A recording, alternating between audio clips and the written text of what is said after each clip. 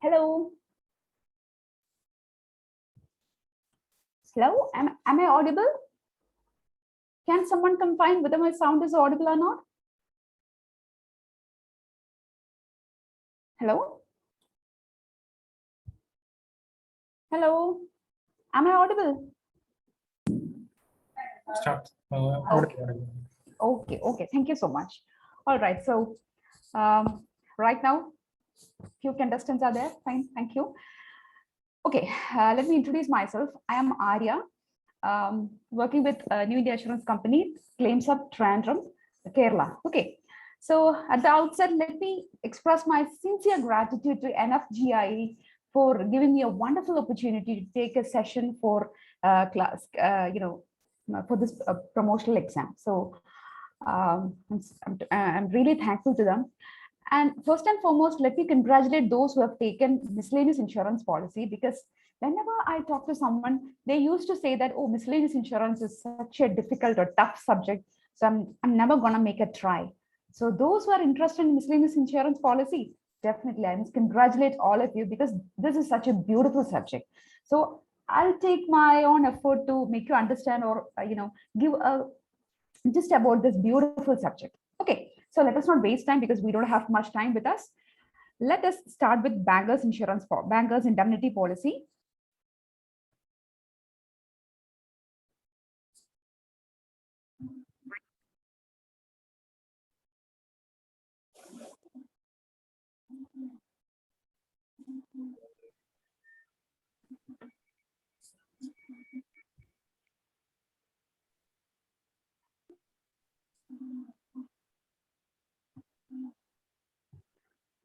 Okay, before bankers indemnity policy, let us start with commercial fidelity guarantee policy. Okay.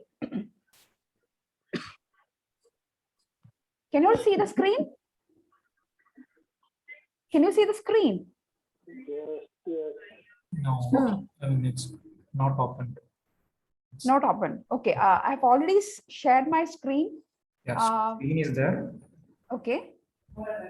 PPT has not opened. PPT has not opened. Okay. It will take 1 second.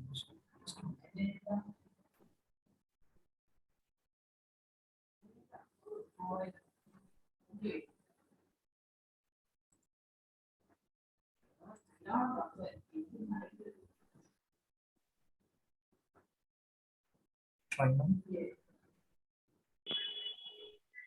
Okay, can you see the screen now? The screen is there. PPT is. PPT is not. Screen is there. Screen is open. Okay, I'll make a try once again. Okay.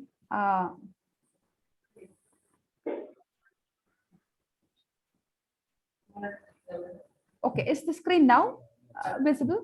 Fine. Yes. Okay, thank you. Okay, I guess you can see what I've written in the screen right now. Commercial fidelity guarantee policy. Okay. Okay, I'm going to start. Okay, if there is any problem, do tell us. Okay. All right. So let's quickly go into the topic. I can give you what is the specialty of commercial fidelity. See, I'll be in a hurry because we don't have enough time. So that's why please bear for my. Okay. Yeah. See, one thing that is most important for a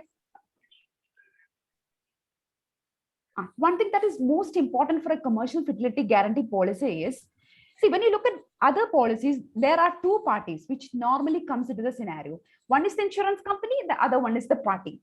But what is the specialty of commercial fidelity guarantee policy? You can see three parties coming in between. So what exactly is covered in a fidelity guarantee policy is it covers the direct financial loss. I've given that direct in red mark. Why? Because that all these words are that important. You can expect questions directly and indirectly from each sentences. Okay. So what is covered? Direct financial loss, which he may suffer from employees' dishonesty. So it is the dishonesty is what is covered in this policy. And this is issued to commercial and manufacturing firms. And what is the distinguishing features? You can see three parties. Who are they? There will be an insurance company, there will be an insurer, and there is an employee. Okay, so I've already told that dishonesty of someone is covered. Imagine that you have an organization, and in that organization, there will be some employees, and that employees' dishonesty will be covered under this policy. That's why three parties are there. And what are the two laws that are relevant in this particular scenario is the law of insurance and law of suretyship. All right.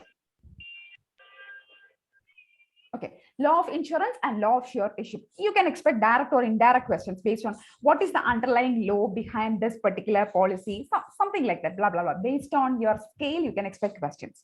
And the basis of this policy usually originates from employer-employee relationship, or otherwise called as fiduciary relationship. So also another question, like what is the kind of relationship that you can see in such a kind of a policy is fiduciary relationship. Okay, and this policy can be divided into following sections like commercial fidelity guarantees, court bonds, and government bonds. Okay, what exactly is covered in this policy is direct pecuniary loss. Direct is most important. That word is most important, and caused by fraud or dishonesty committed by the employee at any time during the period of insurance. Then what will we do? Like insurance company do? We will indemnify the insured in respect of loss. So definitely there should be a maximum limit, and that is the sum insured. And remember, whatever laws that happened should happen in connection with employees, occupation, and duties. Can you please mute, because there are a lot of disturbances in between? Okay. Yeah. Okay. So make sure that the employees must do all these kind of activities only during his, in connection with his occupation and duties.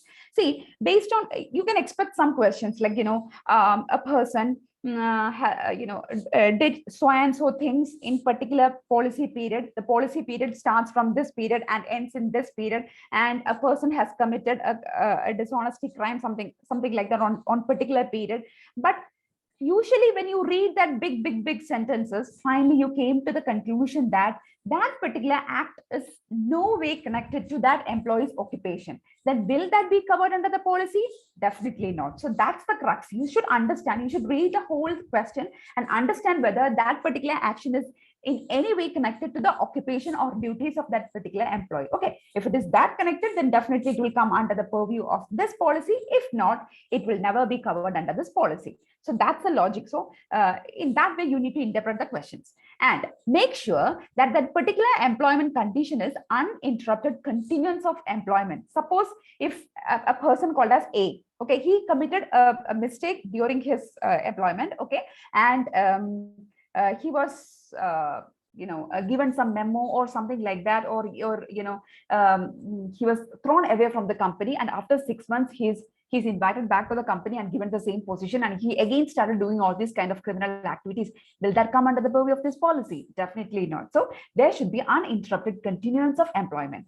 And only direct pecuniary loss, pecuniary means in terms of money, and not a consequential loss, will be covered under this policy. And the loss should be in respect of money, securities, or goods. Okay, there should be loss in terms of money, securities, and goods. And remember, the act should conduct during the course of employment. And if any employee left the service and re-engaged, remember, insurance company has no liability attached to this policy. And if they want to get coverage, get the insurer's consent. And loss due to bad accountancy is not payable under the policy, and the loss should have evidence.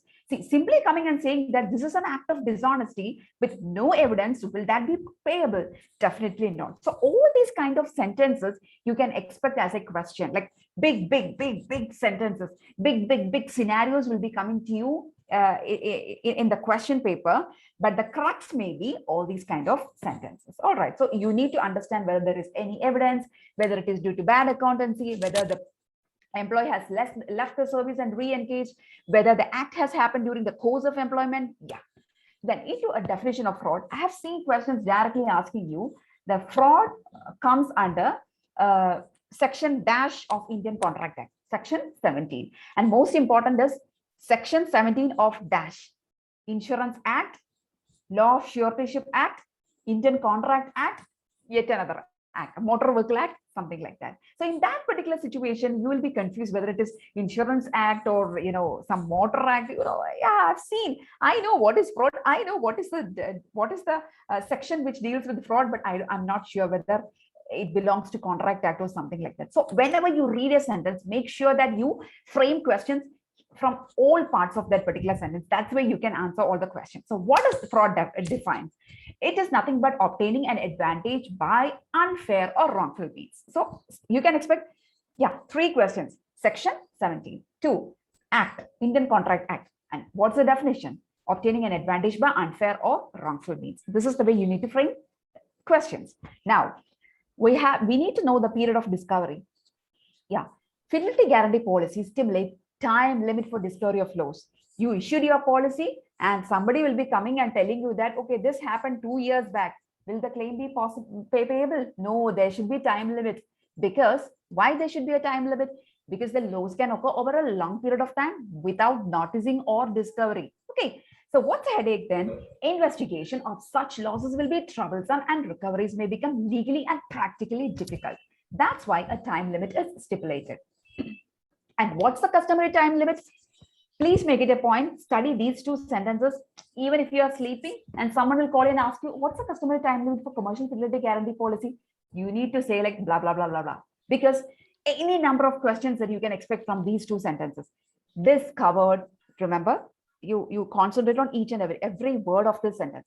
Discovered not later than 12 months, not earlier than 12 months. No, it's wrong. Not later than 12 months after resignation, not before resignation. Okay, that's why each and every words are important.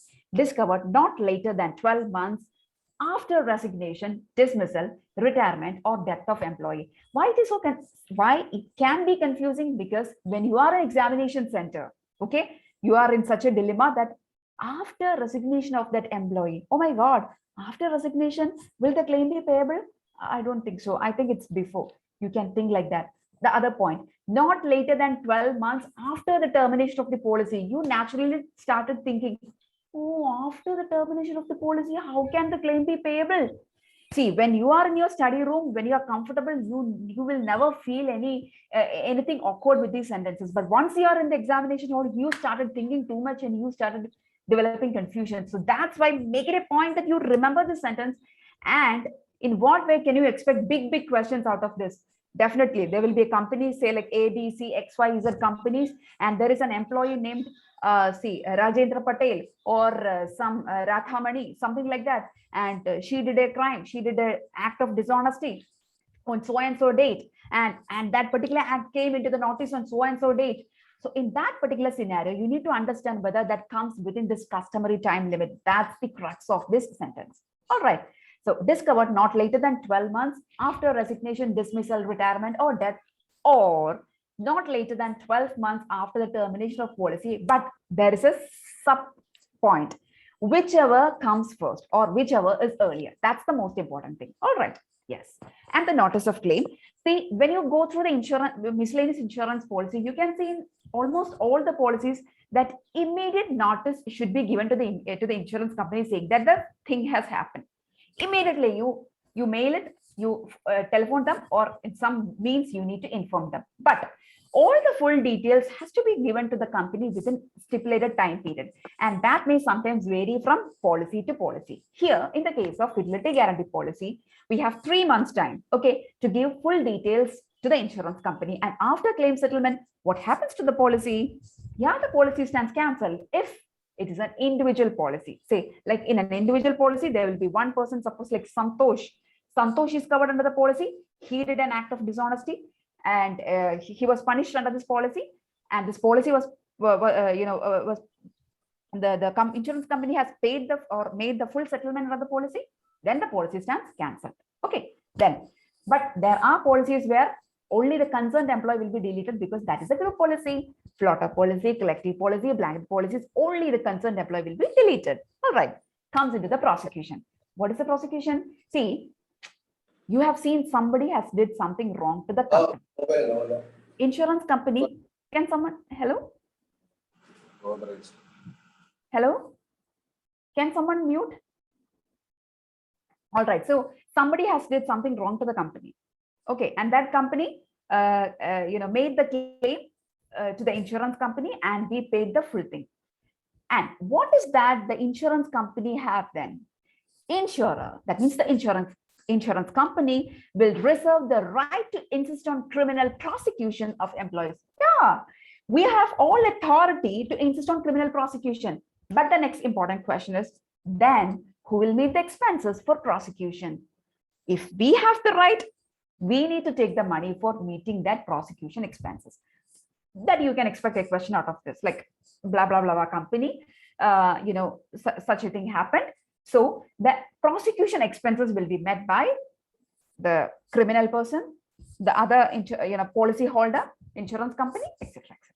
Okay, then we have other things as well, like subrogation right is there, contribution condition is there, and always remember that whenever we refer something to arbitration, we cannot give our complaint to our arbitrator to say that whether we have made any criminal thing or not. Only quantum amount of claim can only be referred to arbitration. That point is super important because it is applicable in almost every area. That is, in fire insurance policy, in every policy you can see this arbitration clause, where you can only refer these cases to arbitrator, that is disputes related to amount of claim only.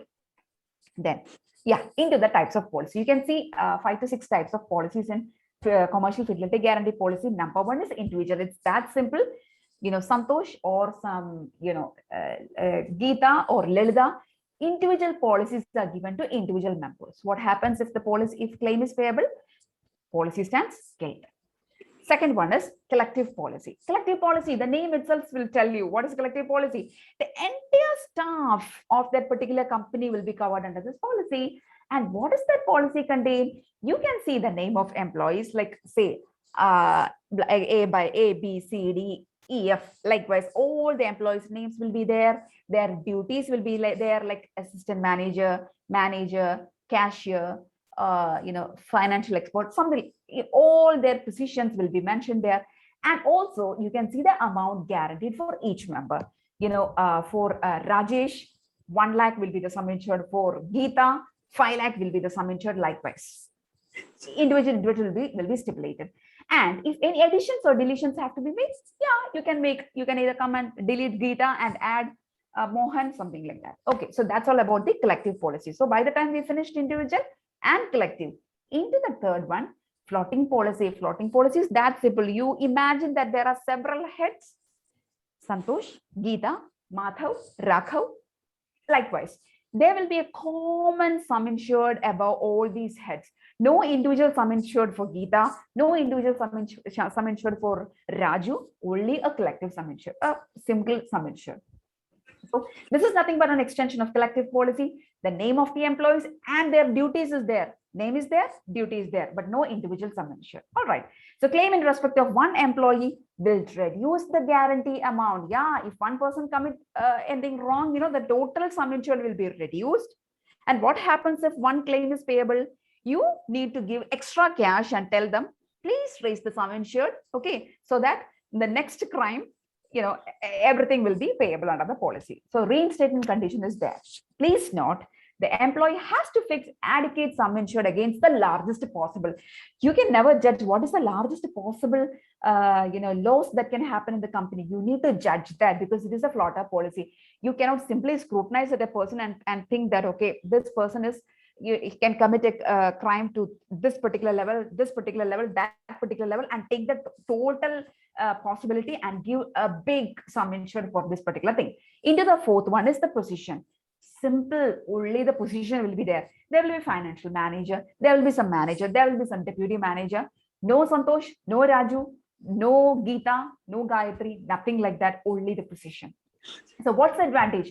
Change in the person holding a position, no effect. If one day Geeta is sitting there and next day Raju is sitting there, I don't mind. I am only bothering about the position that they held in that organization. So what's the liability? The liability is limited to the amount guaranteed for that particular position. And remember, there are 2 types of policies. You can give single sum insured for each post, or a floater sum insured for all the positions. That's up to you. Now into the fifth one, that is the blanket policy. Oh my God, blanket policy. Just imagine the blanket wheel that we have at home. It covers the entire staff. No partiality, nothing. We don't mind about Gita, Radha, Sudha, etc. We don't mind about positions. We don't mind about anything else in the company, whether the company, that companies, anything, nothing will be bothered. No inquiries. Oh my God. So make sure that you give this policy to only a well-established firm with large number of staff making adequate inquiries. So that's the widest possibility. No, there is another widest possibility coming waiting for you, and that is the excess floating policy. Okay, you can expect a direct question. What is, you can see two classic policies are combined together to form this excess floating policy. What are they? Collective policy and floating policy. Now tell me, what is collective policy? Collective policy, you can see persons like this, persons, and the positions are there, and sum insured above each head. And you can see individual sum insured, but at the same time, there may be a possibility that an extreme situation can happen so that the individual sum insured will not be adequate. So what will it do? So along with this individual sum insured, there will be a floater sum insured, a big sum insured. And if once the individual sum insured is exhausted, you can go and touch that the other floating sum insured. So that is the widest possibility that you can expect out of this n number of different types of commercial fidelity guarantee policies. So that's why this is a beautiful policy, which is a combination of collective and floating policy. This is as simple as that, right? Yes. And yeah, I can read for you once again. Individual sum insured should be there. Over and above, you can expect a floating sum insured, because if there is any loss in excess of this individual sum insured, one can touch that. So an employer may safeguard himself against the loss of an unforeseen amount by reason of default continuing for a long time by unusually ingenious method of concealment. This is the best cover. See, you cannot simply look at a person and predict that, yeah, he is going to make 10 lakhs cheating. He will make, no, not 10 lakhs, some say 10,000 only. You cannot predict that. So in that situation, the best thing is go for excess floating policy. Okay, by the time we have covered different types of policies into underwriting considerations. Remember, all these points seems to be silly, but there will be situations that some tricky questions that you can expect from these sentences. That's why, regardless of any scale that you are going to appear, okay, just quickly go through it. No money accumulation in someone's hand. No money should be accumulated in someone's hand, and money collected on behalf of employer should be paid over daily. There will be questions like daily, weekly, monthly. Sometimes you can say, okay, yeah, probably weekly, then your answer will be wrong. No, daily. And money handling employees and money accounting employees should be different. And money collectors are not given the power to disperse money. That is wrong. And all payments made by crossed check only. Crossed, that word is important. And the receipts must be printed and numbered properly. There must be documentary evidence. Dual control system, 2 persons should control. Cash entry must be checked at least in once a week. Yeah, you can expect a question there, like direct questions will be there. Sometimes scale 1 to 2 or 2 to 3. Cash entry must be checked at least dash once in a week, monthly, yearly, 3 months, 6 months. Oh my God, I've seen the sentence somewhere. Yeah, I still remember that question, but I don't remember that answer. Never be in such a situation. When you read, always frame questions and understand. Dash to be made at least once in a week. What? Yeah, once in a week, something has to be done. Yeah, it's cash entry. Okay, because there is another confusing sentence coming right way. Employees book must be balanced monthly. Yeah, what should be balanced monthly? Employees book. Cash entry weekly. Employees month monthly. Regular professional audit must be there, and most conduct independent surprise checks must be there, right? Yes. Into the hazardous risk, I can give you a beautiful example for telling you the importance of this particular thing. Yeah, there are some risks which we consider too difficult, okay, or too hazardous for the insurance company. Collection agents, who are they? Sometimes there will be persons collecting money on behalf of that particular organization. His salary may be like 10,000 to 20,000, and daily he's handling 1 lakh, 2 lakh. There is every possibility that he can take the money and escape, right? Yeah, having high financial limit, jewelry salesperson, cashiers in eating house and cinema houses because it's too difficult to quantify things there, estate agents, treasurers of societies and associations, employees of bullion merchants and works of art dealing with antiques, valuables, etc. Okay, I've already told you that in what way you can expect questions from this section is, yeah, there will be big questions. Imagine that the question starts from here and ends here. Okay, saying that XYZ company, Raju is there, Raju is blah blah blah blah blah, policy period, he did 1 crore crime, lots of stories. Somewhere in between, it is written that Raju is working as an estate agent there, or cashier there, like in eating house, or some say like in treasuries in society. Okay, in that case, somewhere in the option it may be written that it being belong to the hazardous risk category, that claim may not be payable. Basically you cannot issue the policy. That's the finest thing. Nobody, it's a hazardous risk, so take precautions when you issue policy to these people. Okay, see, likewise, there will be silly situations that something like this will be added to that big sentence, and you simply ignore that. You simply forget that big thing, and you started answering questions in a big way. That's why be very tricky when you read the sentence. Do concentrate on each and every word and understand that whether there are any tricks waiting for you, any surprises waiting for you. So this would be definitely a surprise for you. Then, oh, it's not working. Yeah.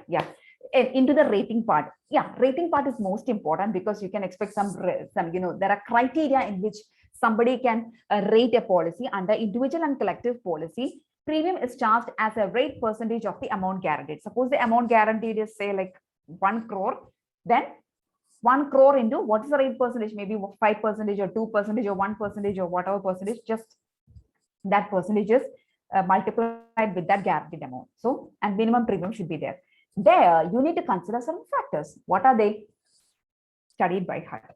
Amount of guarantee. That amount, 1 lakh, 2 lakh, 5 crore, 10 crore.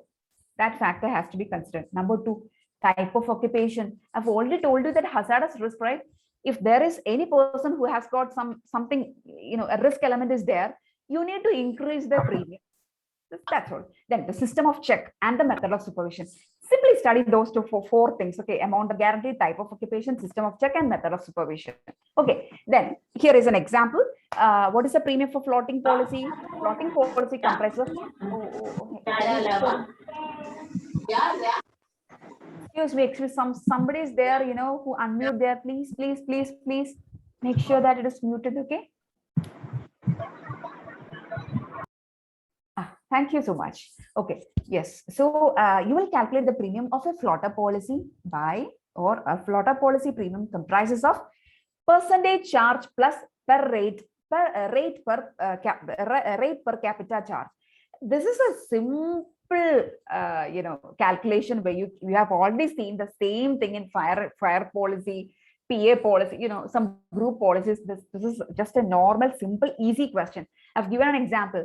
Floating policy issued to 100 employees, sum insured 1 lakh, and the rate percentage is 1%. Per capita charge is 5. The answer is, just close your eyes and simply you can say 1 lakh into 5, 1 lakh into 1% plus 5 into 100, persons. That's what is written there. Percentage charge plus rate per capita charge. Okay, very simple and common question. Okay, now, yes, the next important question.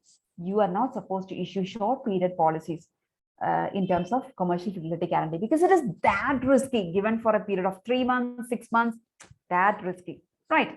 So again, you can expect this question like, a big sentences where the policy period is short period. So there can be an option like short period policies are too risky to be issued. So yeah, it can be issued. Second option, it can be issued with 150% premium. Third one, yeah, it can be issued with say 20% excess. Sometimes you may start developing, yeah, there isn't any problem if you can issue short period policy. Let us buy, collect some 150 or 200% premium. That would be a better option. But in textbook, it is written that no, you're not supposed to issue short period policy. All right. And there is an extension which is mentioned in the textbook. Government departments, postal and telegraph departments, and also railway may ask for negligence and lack of care extension cover. Remember, I've seen very few policies which cover negligence and lack of care. Can someone remember that? In bankers indemnity policy, when you are in transit, if you are an employee and if you are carrying your money to a bank, then your negligence is covered only there. In most of the other situations, this negligence will not be covered under normal insurance policy. But in some departments like government departments, postal and telegraph departments, and also railway may ask for negligence, but it's not a safe underwriting consideration. So it's depending upon you. This is what is written in the textbook. And investigation, I have a word for you. See, there are situations where what is written in the textbook and what is happening in your office are entirely different. So if that is the situation, I can tell you, if you have any way out to answer some other questions, if you have any other possibility to answer some other question, do attempt that question. Why? Because the person who has drafted that question paper will only know on what angle that he has approached that question. Simply speaking, RAK policy, you will find that whatever written in the RAK in your textbook is entirely different from the practice that we have in our office. So sometimes when you see a question, you will be puzzled, or you will be like in a dilemma that, okay, this is the practice that we have in our office, but in the textbook it is written like that. So what will you do? So in that situation, it's pray to God and answer the question, or else leave that question and go behind some other question that we cannot guarantee because there is negative mark. All right, fine. So about the investigation, back to the topic. Investigation is normally given to accountancy professionals like CAs. And please note, under this policy, the payment of legal cost is in addition to any loss. Beautiful, beautiful, beautiful question. Because there will be XYZ company, the loss will be there, date will be there, everything will be there. And the option says that sum insured, you can see a sum insured is there, sum insured plus legal cost will be there, sum insured plus minus legal, something like that. Fine. So that point is the crux. You will make the payment and the legal cost will be in addition to the any loss. You can see the same sentences in marine insurance policies as well. If you can remember, if you can correlate things, then it will be easy way to understand, especially miscellaneous insurance policy. When you study a policy, always compare this policy with something else so that you can connect and remember all the important points. All right, yeah. Then the amount of claim payable. Any sum of money which has to be paid to the defaulting employee by the employer. Yeah, this is a beautiful sentence. Okay, before reading that, let me try to explain you. Suppose Raju is there. Okay, he has done something wrong to the company, and he cheated, say like 10 lakhs. Okay, a crime of 10 lakhs. Suppose he has got an outstanding amount, like his salary, monthly salary was say 50,000 or 1 lakh. Yeah, make it easy. 1 lakh. Okay. So 10 lakh, 1 lakh is the 1 lakh was his outstanding salary. So usually what insurance company do is we will make an inquiry whether there is any amount payable to Raju. Then the other company may say, yeah, there is an outstanding 1 lakh salary there. And also there is another 1 lakh deposit is also there. So totally 2 lakhs will be outstanding. So that has to be made by that company, not the insurance company. All right. So if that is a situation, from this 10 lakh, he made a cheating, total 10 lakh. This 2 lakh will be deducted and the insurance company will pay what? 8 lakhs to that particular company.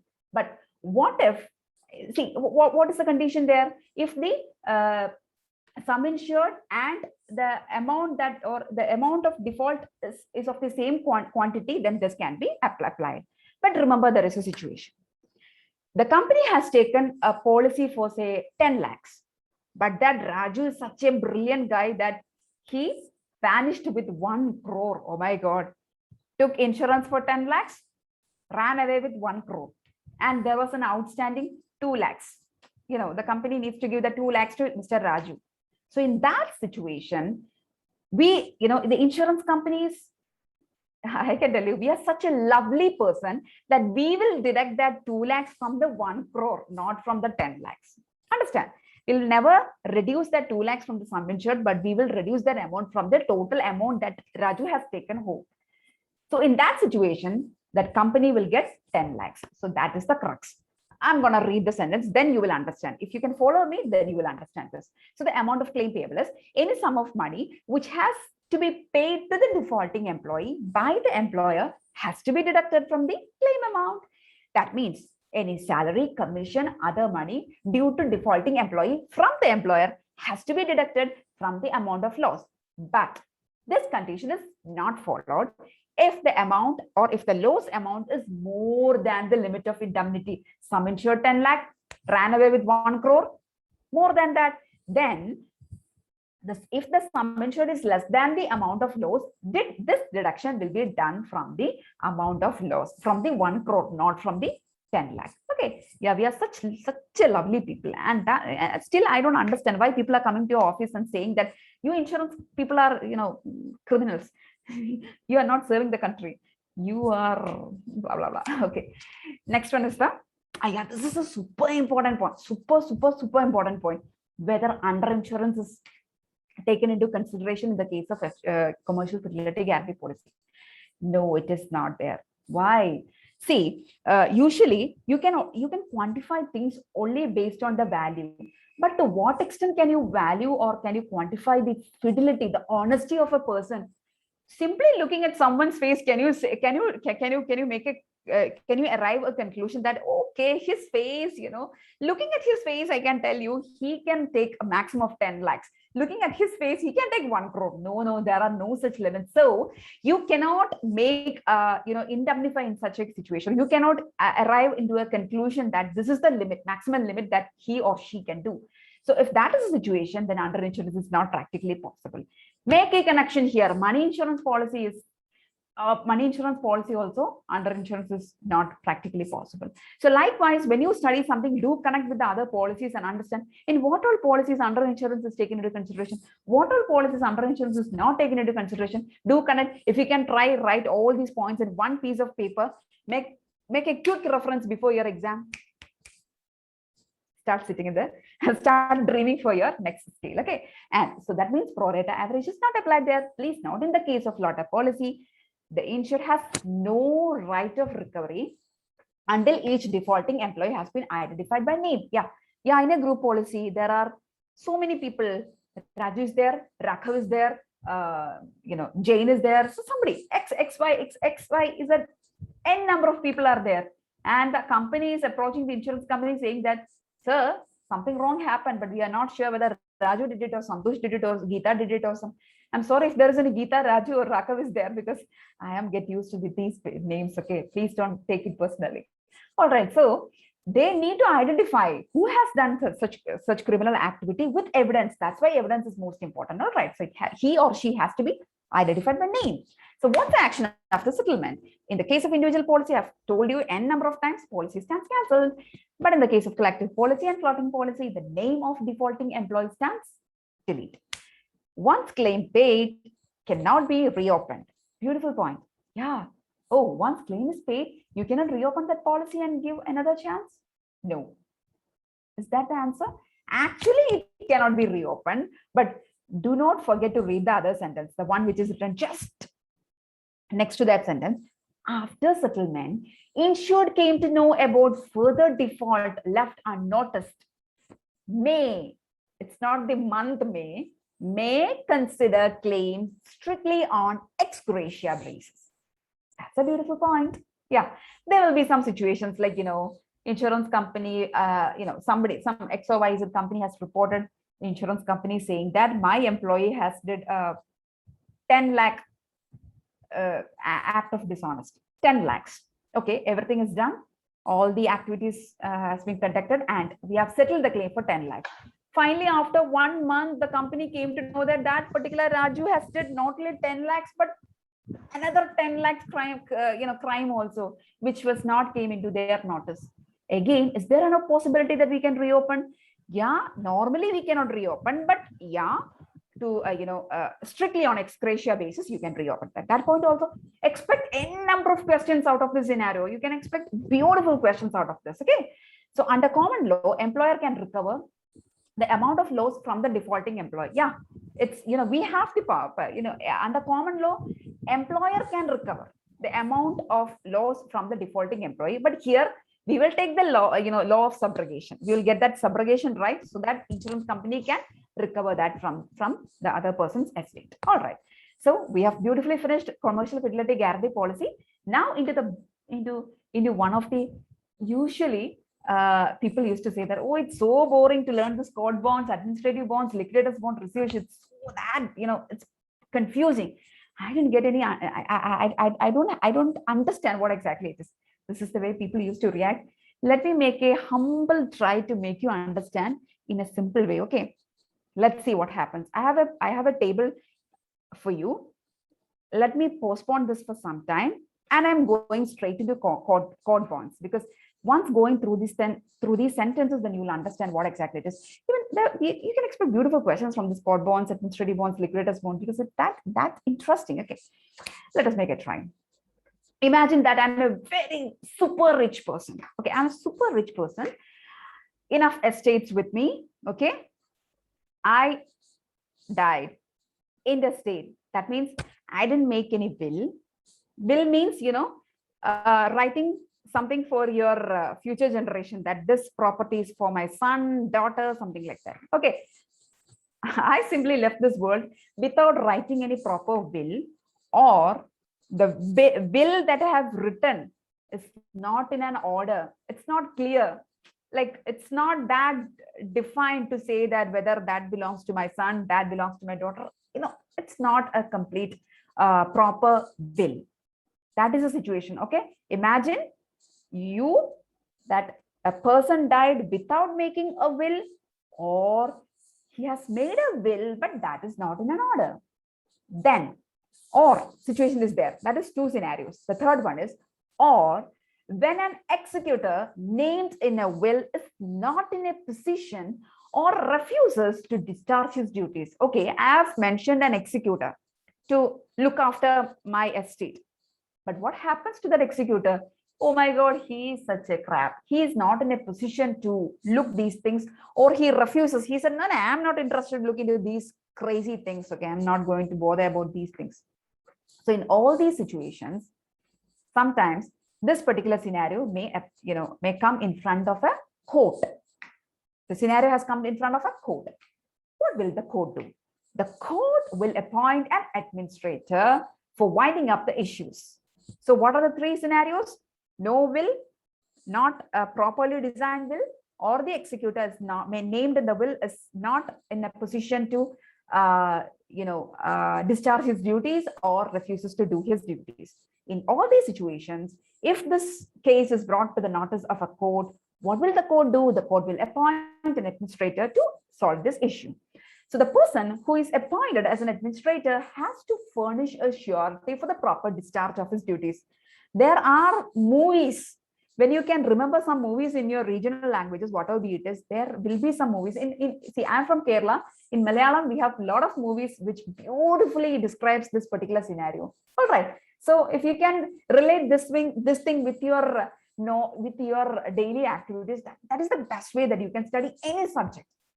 All right. So imagine there is a court, and the court appoints someone called as administrator, but this administrator is nowhere related to this estate, and he can be greedy, thinking that, oh, I need to get something from this estate. Fine. So he can do something wrong to this estate. So he has to be what? This particular administrator has to ensure that he will do his duty trustfully. For that, this particular person has to produce a bond. Okay, saying that, okay, I am a good boy, I'll do my duty. So that bond has to be given to the court. Okay, and that bond is called as the administration bond. Okay, and that administration bond is issued by the insurance company on behalf of this particular person, and the amount, everything will be declared by the court. That is the normal procedure. I can read that sentence for you. Okay, the bond issued by insurance company in favor of the court. guaranteeing the proper discharge of duties by the administrator and the proper accounting of the estate of the deceased is known as the administration bond. And the amount of the bond is stipulated by the court. Okay, who will say that, okay, you need to go and take a bond for say 10 crores, 20 crores, 30 crores. How can we come into a conclusion based on the value of the estate? If there are so many teak made things are there, so many valuable stuffs are there in that palace. Okay, this greedy person can take it home, right? So depending upon the quantity of things that you can see in that palace or whatever it is, be it a home or palace or whatever it is, based on the value of that estate, the court will say, man, you go and get a bond from the insurance company for this much amount, and the insurance company will issue a bond called as an administration bond for this particular guy. Okay. Then the administrator may be an individual person or be a corporate body. Okay, he can be a firm, something like that. All right. Yes.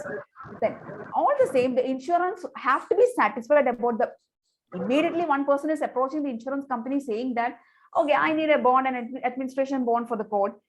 Can the company easily give a bond to that person? So in this particular situation, the insurance company has to make satisfactory inquiry about that particular person, whether he will do his duties, whether he's a fraud person or he's a genuine person. We need to make the inquiries. So quite often the administrator chooses to administer the estate with the assistance of a firm of solicitors as well. So he will have an assistant from the firm of solicitors as well.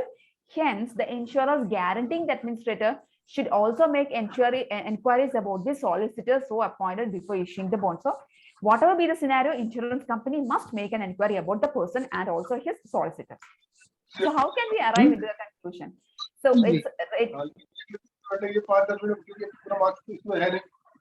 hello. नहीं आगे आएगा ना नहीं ज्यादा नहीं है नहीं जो भैया वो मैं अभी चल रहा है अभी ऑनलाइन चल रहा है मैं भेजता हूँ hello फॉर एग्जांपल ये अच्छा है ये oh my god, is there any bomb blast happened somewhere? Okay. Yeah. Rating. What about the rating? Can someone say that, am I still audible to you? I just want to break this thing. Yeah, somebody is there. Are you enjoying the class? Hello. Are you listening? Yes, ma'am. Okay, thank you. Because it's so boring, like sitting in front of a laptop and saying something. I'm not sure whether you're listening to me or not. That's why I just want to break the silence. Okay, so coming back to the rating part, the premium is charged. How can the premium be charged? The premium is charged as a rate percentage of this big amount, say 1 crore, 2 crore percentage of that big amount. And the rate percentage is based on the value of the estate. I've already told you that it's all based on the value of the estate. Duration of the administration. Suppose that administrator is given that power for say 2 years, 3 years, 4 years, 5 years, 7 years. It's all based on that also, and also the complexities involved. So these 3 points you need to understand: value of the estate, duration of the administration, and the complexities involved. All right. So, and usually the bond may be issued for annual periods. That means for 1 year, and which is automatically renewable after the expiry. Nobody is required to go to the insurance company telling that I need to renew this policy. It is automatically renewed. Unlike a commercial fidelity guarantee policy, what is that which is most important for an administration bond is that this is a specialty contract. That word is super important. This is a specialty contract, and because it is a specialty contract, it has to be executed under seal. There should be seal. Okay, and the seal is not simply a simple seal. We need to pay a big amount for getting this seal done in that paper. Okay, that attracts a higher stamp duty. And who has to pay amount for this stamp duty? It is nothing but the administrator has to take money for that stamp duty. Let us connect this point here. Like in marine insurance policy, I still remember we used to collect that stamp duty from the insured, right? Yeah, connect and study. Yeah, and there is a counter guarantee as well. And this is I can tell you, this is it sounds funny, when insurance company guarantees the administrator again, he will guarantee back to the insurance company saying that I can be a good boy. He signed, he make a bond saying that I can be a good boy and I will do all the necessary things to that particular estate, I will likewise, he has to give counter guarantee, and that counter guarantee also attracts stamp duty. Oh my God, what a funny situation. Like, insurance company giving bond to the other one administrator, and administrator giving a counter guarantee saying that I can be a good boy, attracting a stamp duty of same value. That's most important. So as a rule, a counter guarantee. So just imagine all these things just like a movie. You're watching a movie. You must think of that court scenario. You must think of that estate, somebody coming as an administrator with a bond in his hand, and that bond was issued by an insurance company. And when he buy that administrator bond, he will give a counter guarantee to that insurance company saying that, yeah, I can be a better person. I'll be the best person in the world. Okay, some counter guarantees are going on in between. Then the administrator will be coming to the court giving that this is the administration bond. I have also given cash for the stamp duty. Wow, you can study each and every subject, be it miscellaneous, be it marine, be it fire, be it engineering. Study all those things just like you're watching a movie. That's the best way that you can give, you can study each and every subject beautifully. All right, yeah.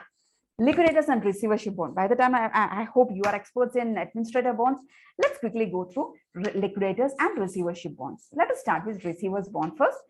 All right, so come on guys, tell me what was the situation that was detailed in the administrator bond? What was the scenario in which administrator bond was issued? A person dies without making a will, or the will was not in an order, or the person who was given the position of executor is not in a position to discharge his duties, or he simply ignored that particular scenario. In that situation, administrator bond is issued. Come on, guys. So what is the situation where receivership bond is issued? When the estates are under dispute and referred to the court for adjudication, are temporarily placed under the care of receiver during the pendency of the case. Some situations are mentioned below. The receiver may be appointed if a minor is placed under the court of wards till he attains majority.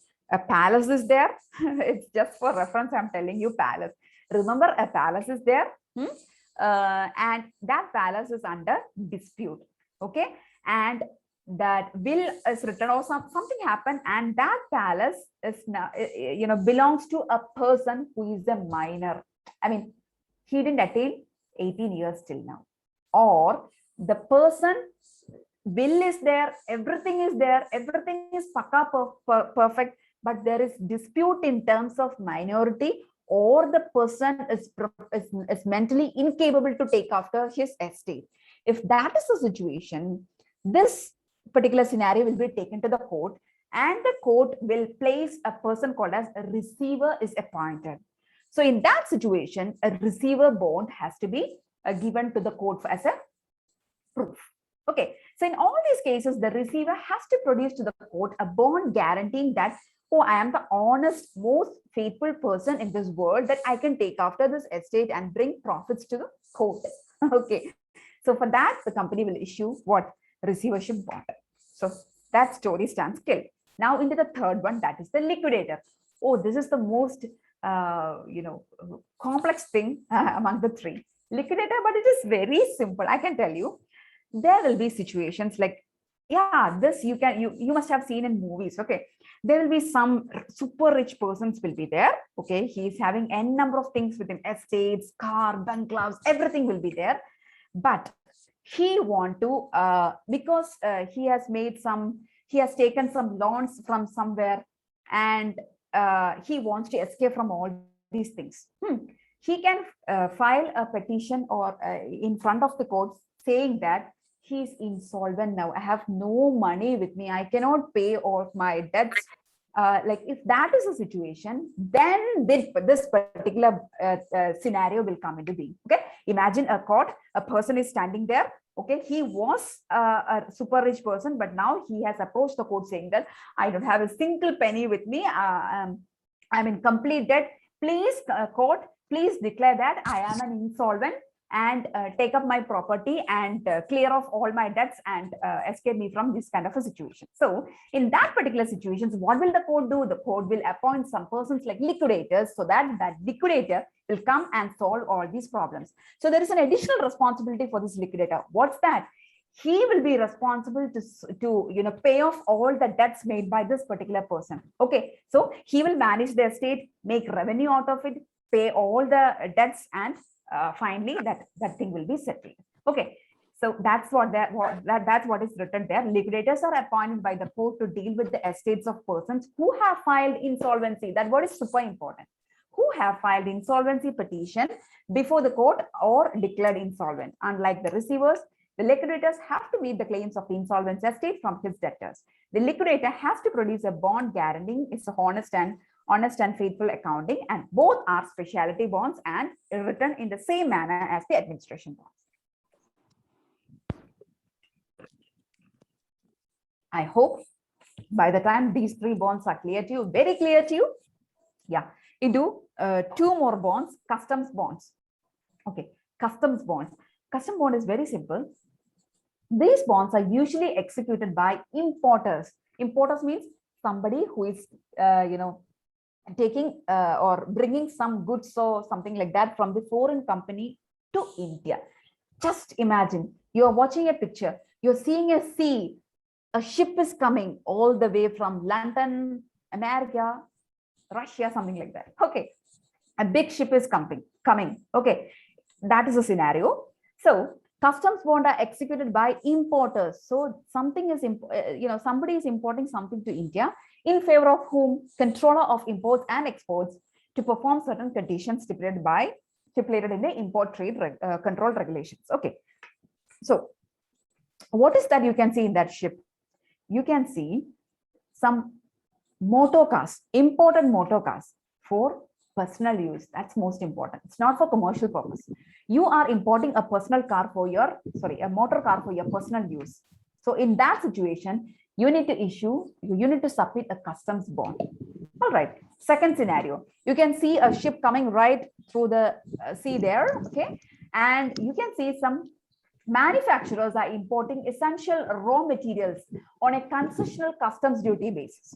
Okay, in that situation, they need to produce an end-use certificate that raw materials which you are importing from some other country is used by you to produce something, and the same product must be consumed in India itself. So that is the declaration that you need to make. In that situation, customs bond has to be executed. Okay, that is the second thing.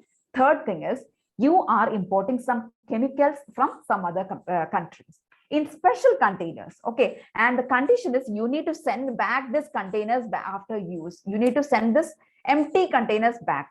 So in not all situations customs bond are required. In these three situations customs bond are required. Simply go and understand the sentence, and if anything comes in the question paper, simply write customs bond. All right, yes. So the next one, the last one is the excise bond. Excise bonds are to be executed by the manufacturers in the country. So this is not for exporting or importing. This is usually, executed by manufacturers in the country in respect of finished products assembled or produced in the country, but are dutiable. And this excise duty is paid to whom? Hey, Pandey, please. Hello? Is everything okay? Can someone mute your mic? Okay, yeah. The excise duty is paid to the excise department, in lieu of which a bond may be executed. Okay, in what? See, I've already told you that this is for manufacturing something in our country. No ship, no sea, nothing is coming from the foreign world. Everything, the whole scenario, the whole shooting happens in India. You are assembling or you are producing something in India. In what situations? You are the manufacturer of alcohol. You are manufacturing sugar, textiles, automobiles. Then you need to execute this bond. Understand the situations. Not all scenarios you need to issue this. Understand situations. That's all. Alcohol, sugar, textiles, automobiles, etc. Then you need to execute this excise bonds. Okay. Likewise, in administration bonds, a counter guarantee is insisted. So counter guarantee is insisted in most of the situations. All right. And there comes the beautiful question. Among customs bond and what is the other one? Excise bond. Yeah. Customs bond and excise bond. Which one is issued for a longer period of time? Which one is issued for 1 year? Study 1 point And the other point will be automatically the opposite, right? Yes. Large number of years. The answer is customs bond. Okay. Whenever you go to somewhere, the customs are there. Usually you can see the scenario in movies. Okay. Be it Hindi or Malayalam or Tamil or Telugu, whatever movies it is, you can see customs department. The ship is coming. Custom people are coming, and you can make just a simple trick. Okay. They keep on checking for many number of years. So likewise, you can simply use that trick and to remember that customs bond, many number of years, n number of years, say like some few months to 7 years, which is a long contract actually. So the ulta will be like excise bond for 1 year. Okay, yeah. So that's all about this commercial fidelity guarantee policy. This is a beautiful subject, I can tell you. Likewise, if you can picturize all these things, you can easily memorize all these things, and yeah, that way we can make a difference. All right. Yes. So by the time we have finished commercial fidelity guarantee policy, let's quickly go to, yeah, I have something for you. This is just, we'll be sharing this PPTs with you. Can you see this PPT? Can someone confirm that whether you can see the screen? My PPT? Yes, madam, it is seen. We can. Yes. So you can see full of boxes, right? See, this is my humble attempt to bring all the rural things in one box. Okay, because you have rural insurance policies, part 1, class 1, chapter 1 and chapter 2. There you can see so many animals coming in between, like pig is there, elephant is there, camel is there, aquaculture is there, duck is there, poultry is there, and the number of days and everything will be different for like age, period of coverage is different. So I just made a quick attempt to bring all these in one page. I'm not going to read anything for you. Simply, we will be sharing this thing. You take a printout and go through this. Some way you can expect 1 or 2 questions from this segment, directly or indirectly. All right. So it's there, age and period, and it is just, I reiterated this just for the convenience part. Okay. And this is the limit of liability. Again, beautiful n number of questions you can expect from this particular point. Like cattle, it will be 100% in the case of death, whereas in the PTD only 75% will be payable. Okay. Among the following, yeah, please tell us, choose the from the following options, identify the animal in which 75% of the sum insured will be payable in case of its death. 75% at the time of death. What's the answer? Rabbit, duck, sericulture, poultry. Rabbit, duck. Can someone answer? 75% death. Rabbit, duck, poultry, pig. Huh? 75% death. It's a duck. Duck. Yeah. It's a direct question. Sometimes, depending upon the scale, you can say big sentences saying the situations, alarming situations that has happened in a particular region, and the sum insured is like that. So the which among the following is the final settled claim amount will be like 75%, be it in a number or directly 75%, whatever it is. So just simply take a print, go through it, study it by heart if possible. Okay. Identify that category where only total loss claim will be payable in the case of death. Only total loss claim. Inland fish, sericulture, aquaculture. But remember, total loss claim will be payable, but not 100% will be payable, only 80%. All right. Yes. So I have given a straight question there, like only one category where 70% of the claim will be payable for death. Rabbit. PTD not covered for. See, PTD coverage is not for pig, poultry, elephant, dog, honeybee, inland, sericulture, aquaculture, duck, rabbit. No PTD, nothing. Only death will be payable. Then identify animal category which follows 80:75 ratio. 80:75 ratio means death is to PTD. So 80:75, it's horse, donkey, pony, mule, and camel. And likewise, so I'm not wasting your precious time. Do take a printout. Just go through it. This is all about sum insured. Okay. This is all about scope of cover. Scope of work, just, if you can understand all these things in a continuous manner, then you can easily correlate. You can simply connect these things and understand. Okay, what are all coverages given for each and every segment? And this is all about the normal rates and requirements. Then, yeah, discounts. All the discounts are given there. So n number of questions that you can expect. Okay, and I've already mentioned few questions just for application level. Okay, just few questions. So I think rural insurance part 1 will be covered with this PPT. And if you want elaborate notes for rural one, even I have prepared that too. Okay, cattle insurance, valuation, discount, insurance coverage, everything will be there. Okay, and the entire thing, the gist that you can just go through the other one. All right, then let us go to bankers indemnity policy. Okay, as the screen, can you see the screen? Yes. Yeah. Thank you. Okay. Actually, I have made this PPT in the year 2014. Okay, that's why I was a small kid at that small kid in the sea. Yeah, I was too small at that time. I made with a humble attempt to make it as interesting as that. Okay, so in bankers indemnity policy, you can insure so many things, like you can insure money, you can insure securities, you can insure I'm just getting money and securities. Okay, money in terms of banknotes, coins, jewelry, bullion, then revenue stamp uncancelled. That's most important. Revenue stamp uncancelled, not cancelled. Okay, postage stamps uncancelled, stamp papers, precious stones, postage stamps cancelled and revenue stamps cancelled, that never comes under money. Okay, because that is already used. You cannot insure that. Then what comes under securities? I've seen questions saying that which among the following is considered as a security in bankers indemnity policy? Yeah, you can expect direct questions like that.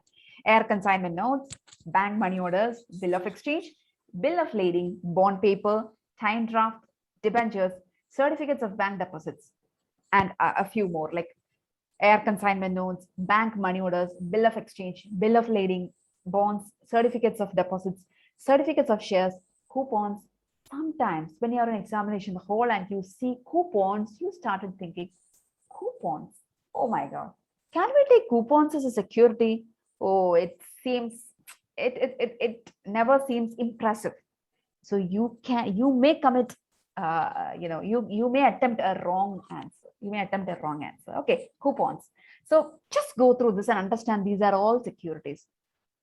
Express postal orders, fixed deposit receipts, lorry receipts, lottery tickets. My God, lottery tickets. Sometimes lottery tickets. Oh my God, who can consider it as a security? Never, something like that. Okay, so lottery ticket is also a security. Postal receipts, promissory notes, railway receipts, time drafts are all securities. Travelers checks, warehouse receipts, mail transfers. Oh my God, n number of things. Okay, now into the main crux. Indemnity under the policy. Yeah, what is covered under the policy? The policy provides indemnity for direct loss of money or securities.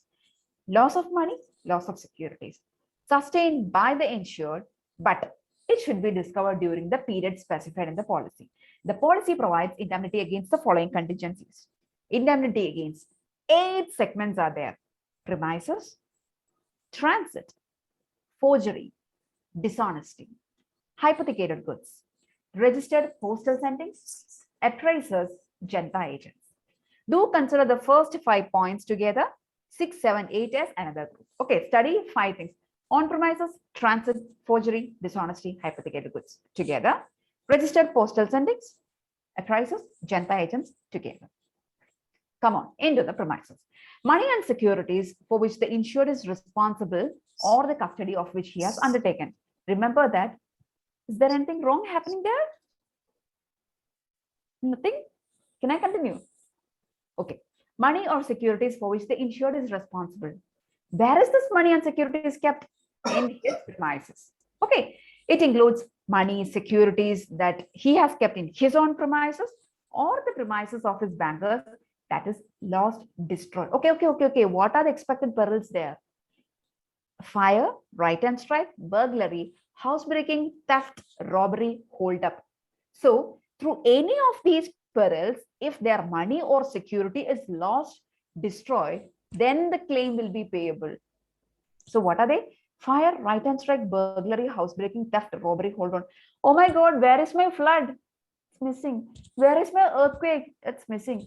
Keep all these points in your mind, okay? We want to ensure where are they? Will that be covered under the policy? We are not sure because they have given fire because there is possibility for fire, right? Right hand strike, there is possibility.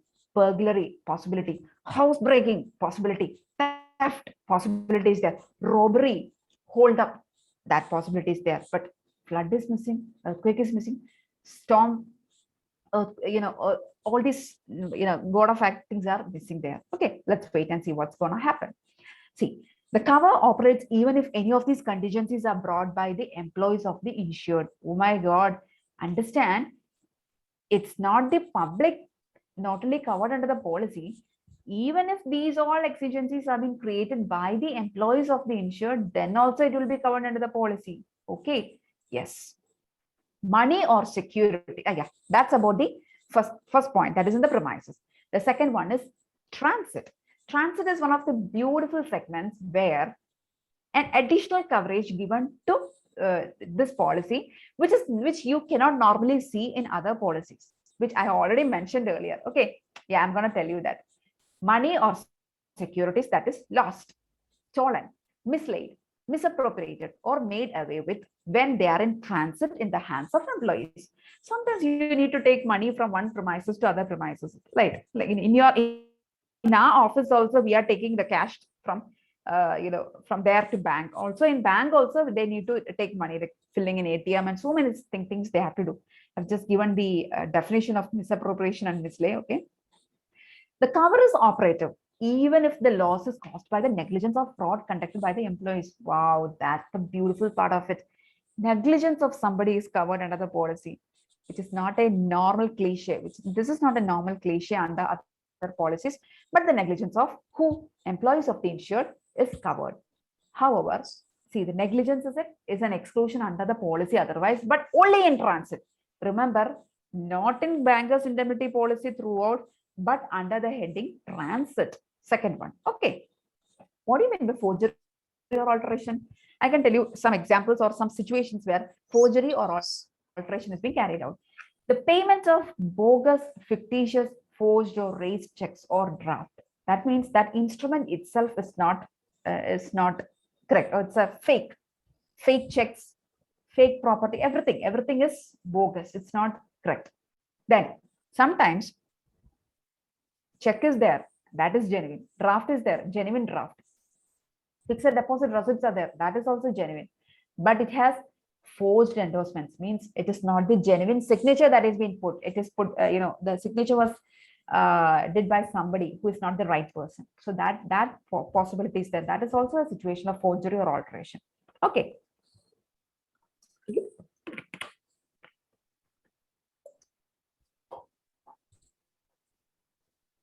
Okay. The establishment of any credit to any customer on faith of such documents. In bank and all, there may happen so many transactions based on this bogus checks or some kind of forged endorsements. Okay, in all these situations, whoever we working or whoever we handling the situations, based on the belief that they are all genuine, we make transactions. Okay. So, but actually it's all forgery or alterated things. So all these kind of things which happen in a bank will come under this heading called as forgery or alteration. Then the cover is operative irrespective of whether the said instruments are received over the counter, through the clearing house, or by mail. Okay, sometimes they may receive this bogus check through over the counter from in the bank itself, or through clearing houses. Banks have clearing houses, right? And also sometimes they may receive this over mail. Okay, so that's the third point. And the fourth point is the dishonesty. The dishonest or the criminal act of any employee of the insured with respect to the loss of money or securities, whether it is committed singly or with others. That is also covered under the policy, but under section 4, dishonesty. The next one is the hypothecated goods. Hypothecated goods means, sometimes we issue bank loans, not we, bank issue bank loans based on some, hypothecated goods, like, we must have kept our land or our building. We may pledge our land or building or some commodities, okay, for some loans. And that may be a fraud, or that may not be a genuine one. It may be a bogus one, right? So that is also covered under the policy under the heading hypothecated goods. Next one is the registered postal sendings. Okay, loss by robbery, theft, or by other causes not excluded. While it... there's a link there. White ne ki thi, but hello. Oh my God. Hello. Can you please mute your hello? Yeah, registered postal sendings. Okay. Sometimes, there may be a situation that the bank need to send something through a registered, they need to make some registered postal sending. So if that is a situation, there is one important point that you need to remember. Whenever you send something through registered postal, there should be a condition that each and every post parcel should be insured with the post office. Okay, so you are sending, say, some property of or anything of rupees 5 lakhs, suppose 5 lakhs, it has to be insured with the post office for whatever be their limit, and only the balance thing will be covered under this policy by the insurance company. So that is a nominal procedure that we used to follow. Okay, so loss by robbery, theft, or other causes will be covered under the policy, and whatever exclusions, that is not covered. Exclusions always remain as exclusions. So while in direct transit or intended to be dispatched by registered insured post and from the office of the insured to the consignee provided, each post parcel shall be insured with the post office. And there is a limit. This limit has to be remembered by everyone. The insurance liability for any one consignment is limited to 10% of the basic sum insured, or 50,000, whichever is less. Okay, what's that? 10%, 50,000. 10% of sum insured, 50,000, whichever is less. Next is the appraisers. As I'm sure that you must know who an appraiser is. Like you will see a person sitting there, weighing your gold and all when you go to a bank for some gold loan and all. So he is not a bank employee. Okay, so he can commit some criminal activities there. His infidelity also has to be covered under the policy. So loss due to infidelity or criminal acts on the part of the appraisers, provided such appraisers are on the approved list of the insured bank. Banks cannot simply appoint one person one fine morning, go and sit there and do your work. No, he should be from the approved bank, from the approved list, and provided that the insured bank exercises reasonable precautions and safeguards in the selection and appointment of such appraisers, blah, blah, blah sentences. And what's the limit? We have already discussed that in the case of registered post parcel, 10,000. Oh, sorry, 10% of sum insured or 50,000, whichever is less. 10% of sum insured.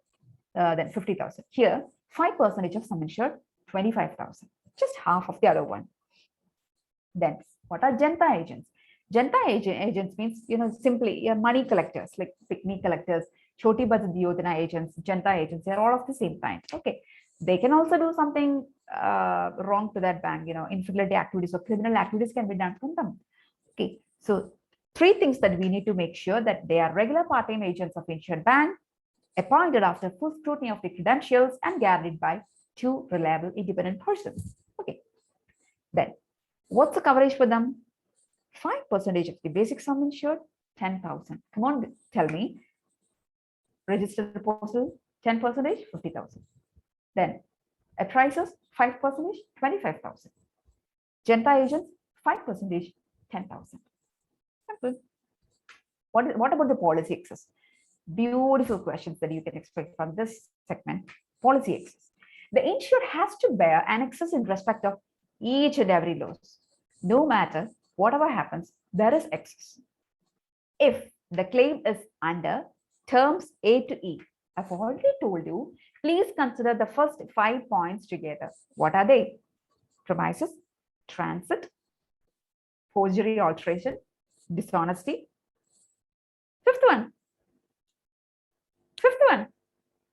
Registered post. No, registered postal comes under the last one. Hypothecated. Oh, book. wow, super. Wow, yeah, a big clap for you, sir. Yes. Thank you, madam. Yeah, brilliant. You're listening to my class. I'm so happy. Somebody's listening. All right. Yes. So for these 5 things, you need to understand that 3 conditions are there. Okay.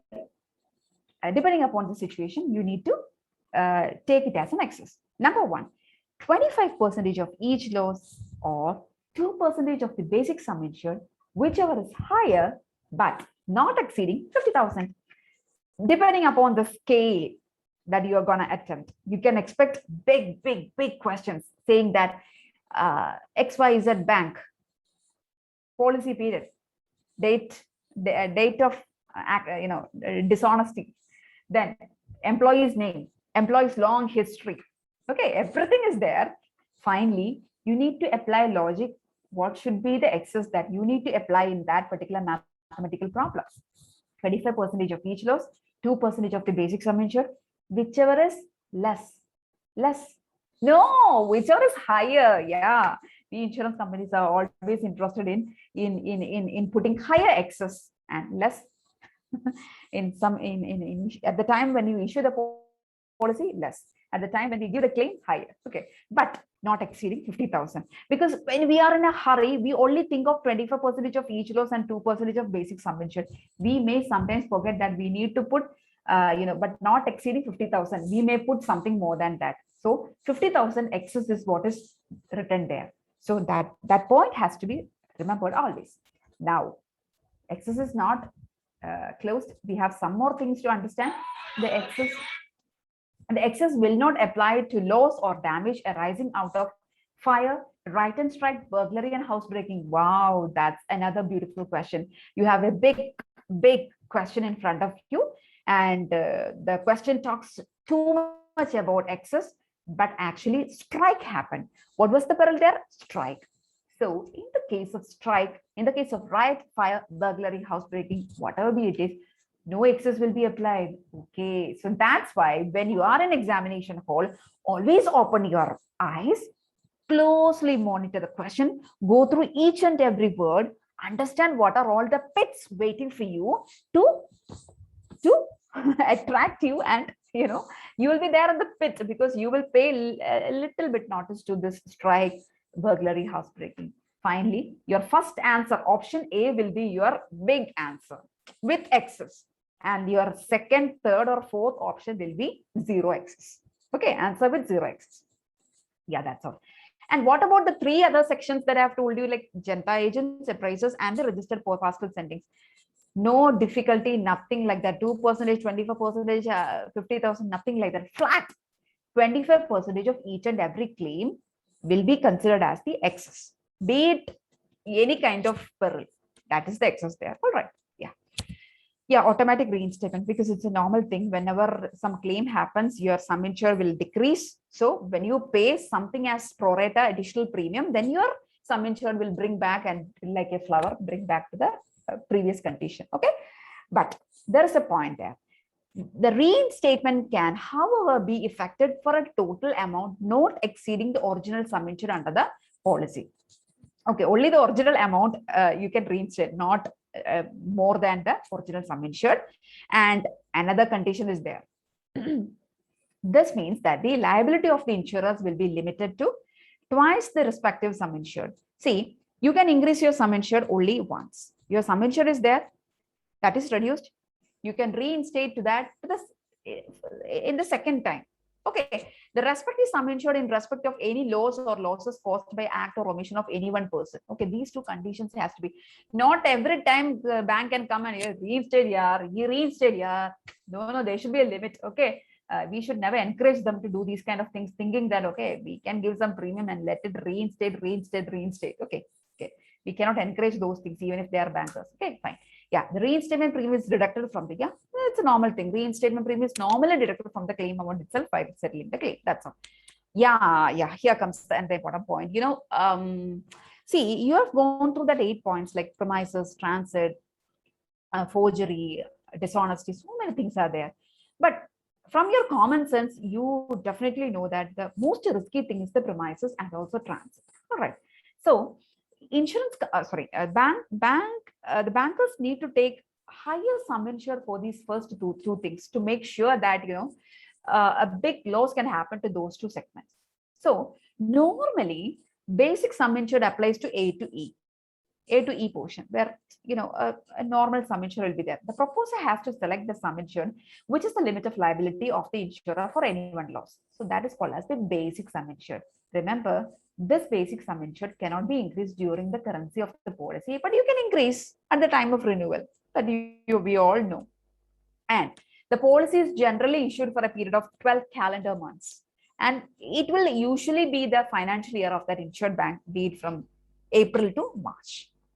Yeah, one additional point is there. Wait, it is there somewhere at the end of this PPT. Then you will understand that basic and additional sum insured. Okay, wait for a few seconds. Exclusions. Losses of any money or securities due to wrongful act or default of any directors, partners. Yeah, salary person is okay. We will consider the crime conducted by by employees, but not directors or partners, because they are the stakeholders of that bank. We will never allow their dishonesty. Losses of any property or securities or personal property confined to the care of the insured, the nominal value and description of which have not been ascertained. When you at the time when you take the policy, you need to mention that this is the value of this particular property. After conducting some crime, or after the claim has happened, they came and telling you that, oh my God, this is not for 10 lakhs, this has worth of 1 crore, 2 crore, 3 crore. Never say like that. They need to confine the nominal value at the time of taking the policy itself. And trading losses is not considered under the policy. War and allied risk is not is an exclusion under the policy. Faulty computer programming or fraudulent use of computer program or any of the EDP systems never come under the purview of this policy. Oh my God, oh my God, oh my God. See, I was so shocked going through this point. Losses caused by earthquake, typhoon, cyclone, flood, and such other convulsions of nature is normally an exclusion of the policy. There. You know what? In Kerala, we had a big flood during the year 2018-19. Throughout these years, flood happened in Kerala. And at that time, when I was writing my exam, flood was happening outside our office, our regional office. I was there in the regional office at that time. And I was simply reading all this because I was taking class for my batchmates. And I said, flood is an exclusion under Bangalore indemnity policy. Then we were like, oh my God, flood is an exclusion. We didn't notice that point before that. Okay, earthquake is an exclusion. Typhoon, cyclone, flood is an exclusion.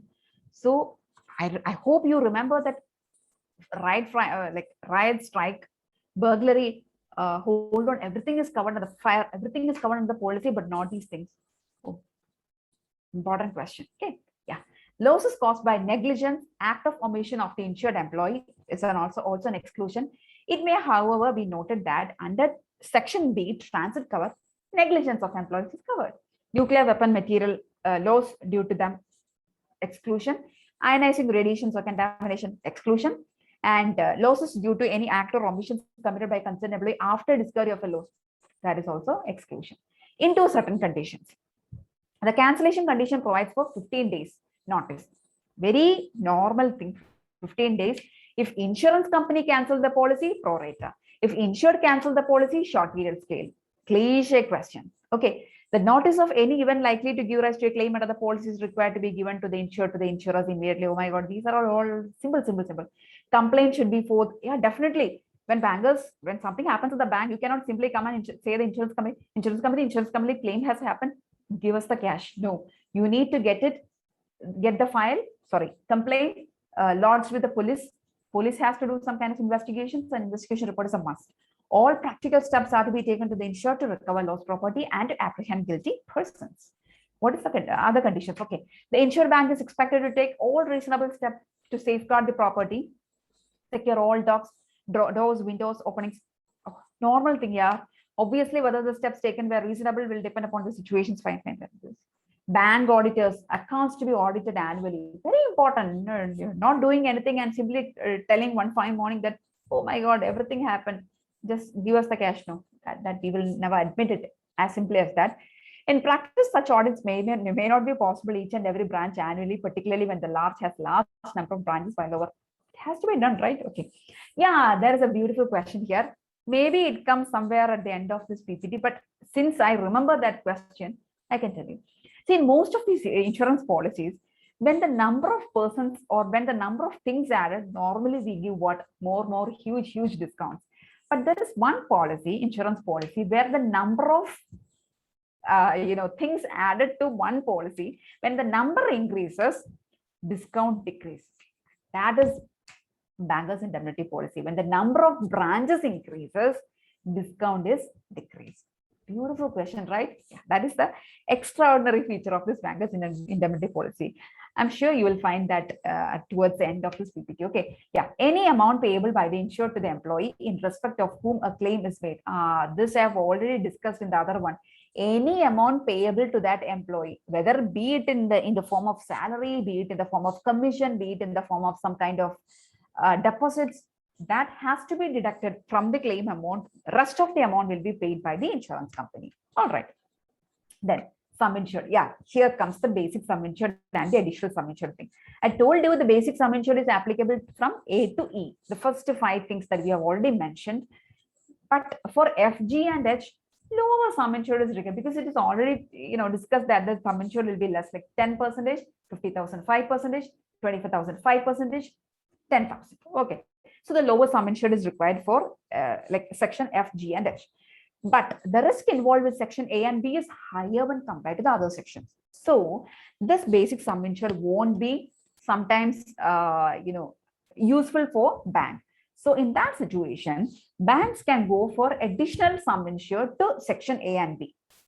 Okay, so the basic sum insured, which is applicable to all the sections, will not be usually adequate for the first 2 sections. Hence, the bank is allowed to select a higher sum insured for the first 2 sections, which is known as the additional sum insured. But it is pertinent to note that the rate of premium applied is higher for the basic sum insured and lower for the additional sum insured. So first one, basic sum insured, high premium. Additional sum insured, low premium. Proposal form, these are all silly things, okay? I'm not going to waste the time. Yes. Usually, for rating purpose, what insurance company do is, every year we are sure that in bank and all, employees will be added. Employees will be added. So for safety reasons, for the purpose of rating, the total number of employees at the beginning of the earlier financial year is obtained from the proposal form, and dash percentage is added. 5%, 7%, 10%, 12%, 5%. Let us connect. Jewelers insurance policy. Sum insured plus 10%. Yeah, that's what I remember. Yeah, it's not the basic sum insured that we take. We used to keep plus 10%, right? I guess it is because, value of that gold keeps on changing. Maybe because of that, okay? That point, you can connect this with the other one. Marine insurance, international trade and all, that 10% is added, right? All right. So in this way, you can connect. But here, not in terms of sum insured, but in terms of the number of employees, plus 5% is added every year, which account the normal increase in staff. And the last beautiful sentence is, as the number of branches of the insured bank increases, the control and supervision becomes less effective. So no branch discount is given where the number of branch, I'm so sorry, it's branch, okay, exceeds 500. So I've given there beautifully. What is the maximum discount that they will get if there are up to 50 branches? 20%. Maximum discount is 20%. Okay, till what number of branches they will get 5% discount? If it is up to 500 branches. If it is more than 500, oh, then it will be very difficult. So it will be the inverse proportion. Okay, and the claims. Definitely, these kind of claims will be done or entrusted to qualified chartered accounts. And the policy provides that the insurers are not liable for losses not discovered within the period of this insurance. There is a discovery period. All right. So, and in the event of non-renewal or cancellation of the policy, see, sometimes a particular bank has got an insurance policy, and after a claim happened, they may sometimes do not renew their policy, or they may sometimes cancel the policy. Okay, That is the situation. So in the event of non-renewal or cancellation of policy for losses not discovered within 6 calendar months, next following the date of expiry or the cancellation, as the case may be, provided only that if there be any other insurance in force during the said 6 calendar months, whether affected by the insured or otherwise, the policy shall not or contribute to any loss coverage. Simple. As meaning, see, a policy is there for a bank. Hello? Okay. Is there any chat? Okay. Yeah. The situation is, in the event where a company or sorry, a bank hasn't renewed their policy or they cancel the policy. Okay. And there is a stipulating condition that the loss has to be discovered within 6 calendar months. But we can only pay the claim provided that bank must definitely renew their policy. They must have a policy with either our insurance company or some other insurance company, it doesn't matter. They need to have an insurance policy in force during the said 6 calendar months, whether affected by the insured or otherwise. Otherwise, we will never pay the claim. So that is one stipulating condition. When you go through that sentence, you will understand what the crux is all about. Oh, it's finished. Yeah. And there is a retroactive period mentioned, and that is 2 years. Retroactive mentioned, I'm sure you must have gone through that liability textbook. It's full of retroactive period. See, most of the cases, it is all based on discovery basis, okay, not on occurrence basis. So if that is the situation, what is the retroactive period that is mentioned? Not exceeding 2 years from the date of discovery, okay, without any break. That is most important. Okay, that number of years without any break, retroactive period, everything must be understood. That's why it is said that it's pertinent to know that the policy is purely based on discovery basis and not on occurrence basis. Directly, you can expect this question, like discovery basis, occurrence basis. Therefore, for a particular policy to be operative, the loss has to be discovered during the policy period. The relevant occurrence could be within the same policy period. It should be discovered within the same policy period or earlier period, but within the retroactive period covered, which is a maximum period of 2 years. Like sometimes this policy keep on renewing, and somewhere after 7 to 8 years, if they come and tell us that it happened long years back, give us the claim. My God, do we have any evidence to prove that something happened 7 or 8 years before? We will never have such kind of information with us. No investigation, nothing happened. It's totally difficult for us to go behind those cases. So that's why we used to keep a retroactive date, and that is the maximum of 2 years. Now you can understand the logic behind that. In estimating the amount of any loss, the value of securities should be taken at the average market price or value in rupees on the date of discovery. We normally omit Sundays and Saturdays. Okay, average market price. If there is no market price, then the agreed value. You all know what is agreed value. And yeah, it is pertinent to note that the policy covers loss of money or securities. But the insurers are facing, fictitious names, money embezzled by the employee itself, bogus laterals, not repaid. Bank is not able to recover amount from this fictitious loanies. Okay? They are all the difficulties faced by the insurance companies. Okay, and the bank's operating machinery for day-to-day working should be robust, and they should be proper systems, dual controls, case-to-case basis. They are all simple concluding sentences. Yeah, that's all. Anyway, that is all about bankers indemnity policy. Yeah, you can expect few handy questions from this segment as well. What's the time now? It's 8:38. Okay. Are you still there? Feeling sleepy?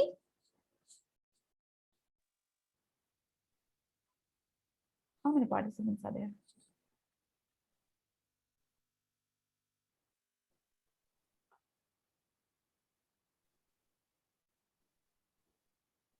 16. Hi. Oh my God. Let me drink some water, okay?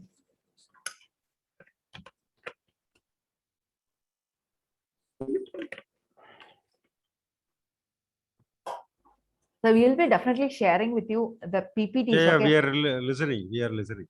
Yeah, thank you You so can much. go ahead. You can go ahead. Yeah. Thanks Yeah. for the energy. Oh. See, I'll be happy if I can interact with you directly, because it's that boring, sitting in front of this laptop and teaching this laptop screen. Okay. Anyway, yeah, after 2 long years, I was able to take live classes for class 1 till scale 5. Okay, I was so happy with this time, but again I am back with the laptop. Okay. Yeah, I have got jewelers block policy. Is the screen visible?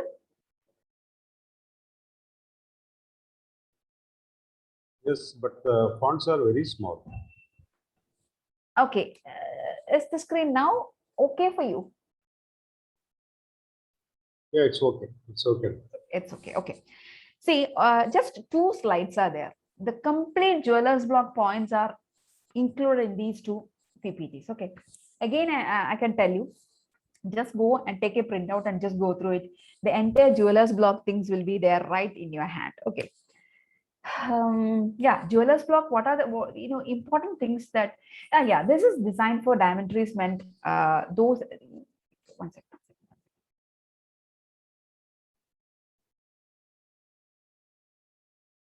Okay. See.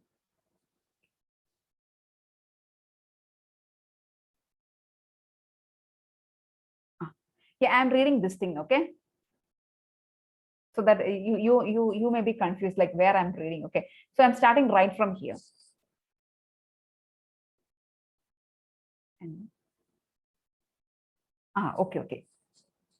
See, I'm starting right from here. Okay. So see, jewelers block, we all know that it is not only for diamonds, but also for all the jewelry establishments. You will be providing this jewelers insurance policy, be it retail or wholesale marketing. We'll be providing, or we will be giving the jewelers insurance policy. And this policy is not meant for cutters, goldsmith, angadias, brokers, and pawnbroking establishments. So all this seems to be silly, but you can sometimes expect big or small questions out of this. Okay.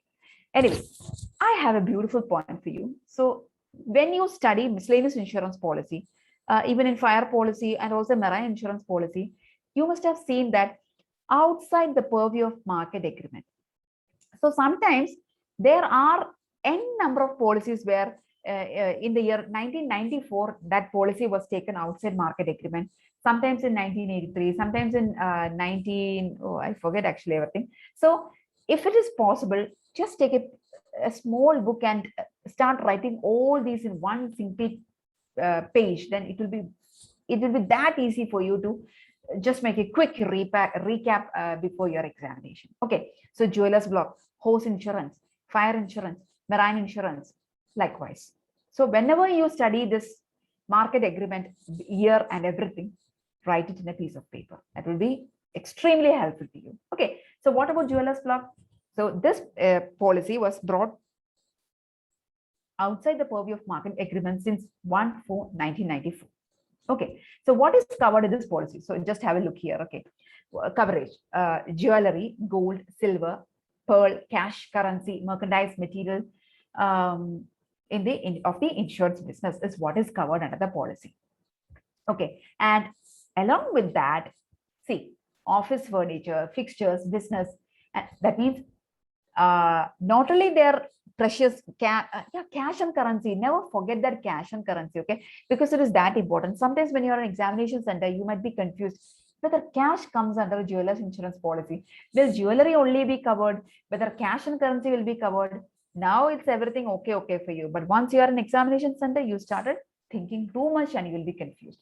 So remember, gold, silver, jewelry, pearls, merchandise, cash and currency, everything will be covered under jeweler's insurance policy. At the same time, when imagine you are visiting Bhima Jewelries or say Kalyan Jewelers, okay? You can see so many things there. Cash is there, jewelry is there, gold is there, merchandise is there. Along with that, you can see so many furniture there, so many fixtures there, okay? Office things are there. So that also you can cover. And remember, when a thief enter into a jewelry, they normally do not care about the walls there. They do not care about the things that they do to their property. They will sometimes destroy their property and bring so many damages to them. That is also covered under the policy. So do remember that also. Damage to premises by burglars are also covered.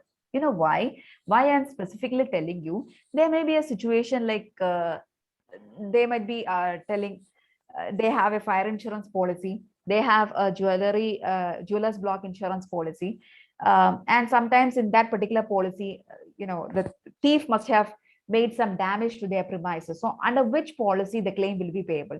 Then the options may be like their gold, jewelry, cash, and everything will be covered under jeweler's block policy, and the damage to the premises can be covered under fire insurance policy. Option B, everything will be covered under the jeweler's block insurance policy if everything is covered, if everything is declared under the policy. So in that situation, you may think that, okay, fire insurance policy is there, then why should we waste that policy? Let it be claimed through that. But actually, your damage to the premises can also be covered under the policy. Okay, so that in this way, you need to expect questions. Okay, now I am going to focus this particular segment, that is the sum insured. One second. Okay, now, sorry. This is what I'm going to read. Sum insured. So there are 4 sections are there. Let us focus on section number 1. Okay. Section number 1 is fixed by the insured. Okay. I'll take. Okay. Before that, wait. Let me read the sections first. Then we will discuss with the sum insured. Okay. So I'm so sorry. Please don't focus here. You can focus here. Okay. Section 1, which is compulsory. Okay. Number 1, property insured on the premises. Like, can someone mute? Something is happening somewhere. Okay. Yeah. Section 1 compulsory section is there. Section 1, property insured on the premises. See, when you visit, imagine that you are at Bima Jewelers. When you are at Bima Jewelers, you can see so many gold things as window display in the window displays. Okay, like kept in that box and displayed there. You will be standing like, wow, beautiful. Okay, yes. So that is kept in the premises, and there will be gold, diamond, all these things which is kept in the locked safe in the premises. They have a go down right back to their jewelry. Okay, that is their locker. They must have kept some gold, precious stones there also. Third one is elsewhere at the premises. Premises, not only in the safe, not only in the window display, they must have kept it somewhere else in the premises itself. So that comes under section 1. So section 1, subsection property insured in the premises. Number 2, cash and currency. Imagine that the cashier boy is sitting there and he has a box right in front of him with lots of cash. Okay, that is also covered.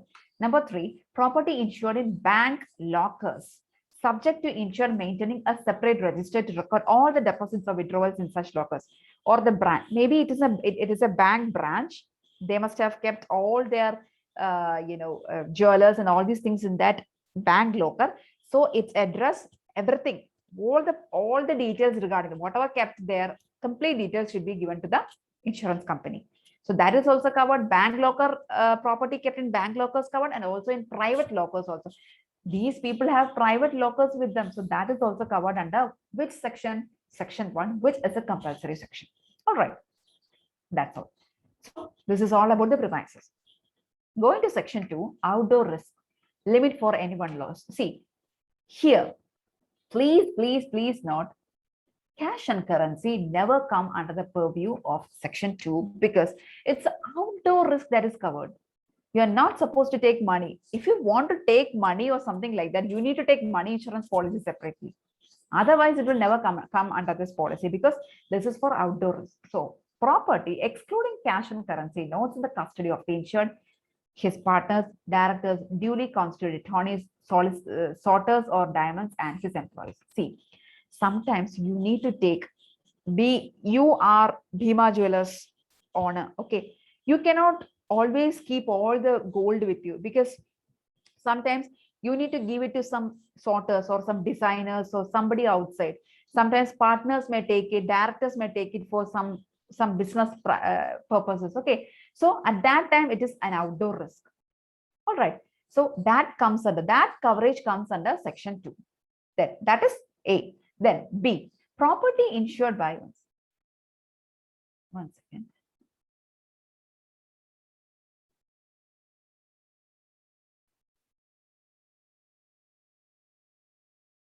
Okay. Property insured by insured, excluding cash and currency note, while in the custody of brokers, agents, cutters, goldsmiths, or sorters of diamonds. Not only with the directors or partners, but also the jeweler. I mean, their jewelry can be in the hand of cutters, goldsmiths, sorters of diamonds. They can also handle that. If that is the situation, then it is covered under section 2, subsection B. But please note, there is a beautiful, beautiful condition there right here. Please have a look. The total of A and B. This A and B means this A and B. This total should not exceed 25% of sum insured of this thing. Suppose if this is 1 lakh, be it very simple. This is 1 lakh. This is maximum 25% of 1 lakh sum insured should only be considered under section 2. That is the condition. This is super, super important.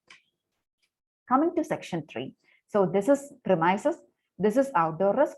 Let us go to section 3. There, registered post parcel, air freight, unguardias all comes under section 3. All right.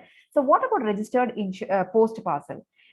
To be insured for maximum permissible value with postal authorities. I already told you the first one, that is commercial fidelity guarantee.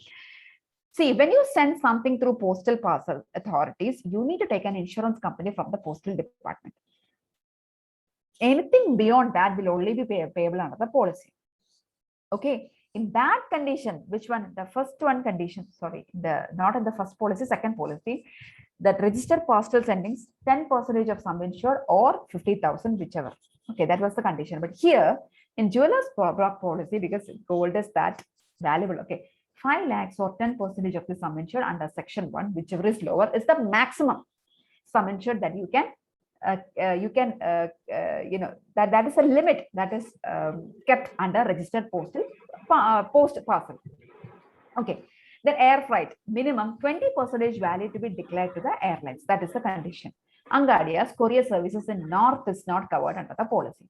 Anyway, whatever be it is, can someone mute? Some disturbances are going in between.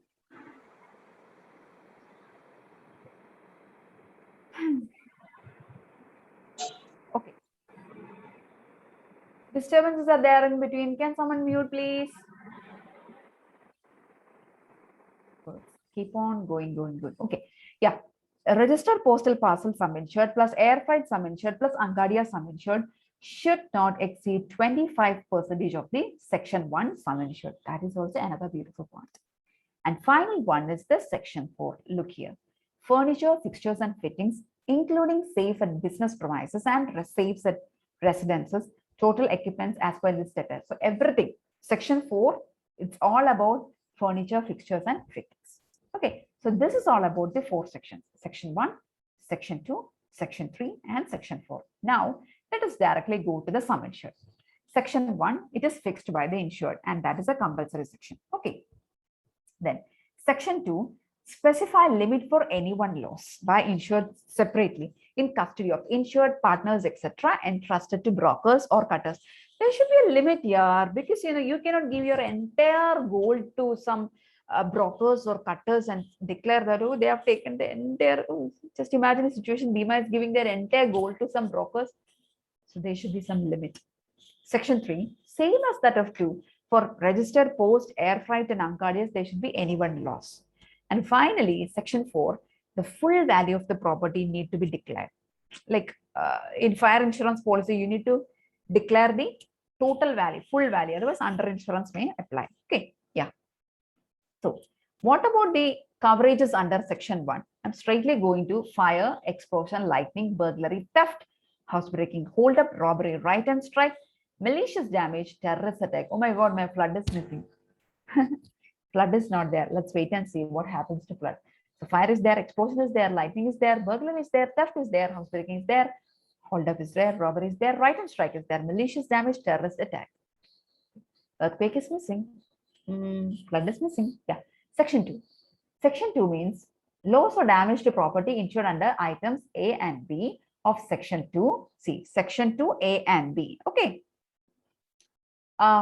Carried or conveyed outside the specified premises for the purpose of insured business by any cause. Okay. Anyway, it is taken outside the premises for some beautification work, or the partners or directors must have taken it for some business purposes. Okay. Subject to entrustment. Whereas Section 3, those are damage to the property insured under A, B, C. C. Registered parcel, post parcel, air freight or Angadia. You know, that limit is should also to be specified. Then next is the condition. This is a beautiful condition. See, basis of evaluation is sum insured plus 10%. I already told you that there is a 10% additional. Can someone remember what was the additional percentage you just mentioned just before this policy? Can someone remember? 5% added to something, considering it the future increase in something. Everyone slept.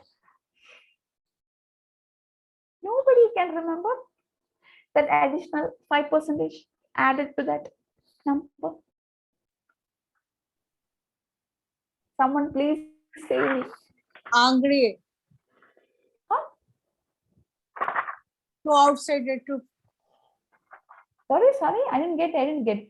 Some 5% is added to some basic thing in some other policies that I've already mentioned. Can someone recollect that 5%? Madam, you mentioned 5% in that bankers indemnity employees. Number of Exactly. employees. So you were the same sir that you saved last time, right? No, it's a different, sir. Different person. Okay. May I know your name, sir? My name is Tobin. Robin. Thank you so. Coimbatore. Yeah. Thank you so much. Yes, exactly. Always connect with some other policies, so that it will be easy for us to remember, to memorize these things once you are in examination center. If you see some additionals like plus 10%, minus 10%, you need to think whether there are any other circumstances we have done something similar to this thing. Yeah. If possible, just mention it somewhere in your handy notebook so that next time it will be. Okay. Thank you so much. Anyway, so the basis of evaluation is sum insured plus 10%. And loss to be discovered within how many days? 60 days. And the condition of average is only applicable to Section 1 and Section 4. That is also another beautiful point. For Section 2 and 3, no condition of average. And next is the rating, risk categories. See, class 1 means watchman employed by the insured for 24 hours in the schedule. 24 hours you can see a watchman, so that somebody is there to protect our property. Okay. Class 2 means where common watchman is there for the entire building. Then class 3 means watchman is provided by the local whole locality, where watchman is provided for a short time. So why this is important? Considering all these facts, you need to put additional premium or higher premium to bear that risk element. All right. Then yeah, there is Section 3 and Section 4 continuing there. Okay, I forget that. Hope you remember what. Yeah, Section 3, Section 2, everything is there. What is that? Okay.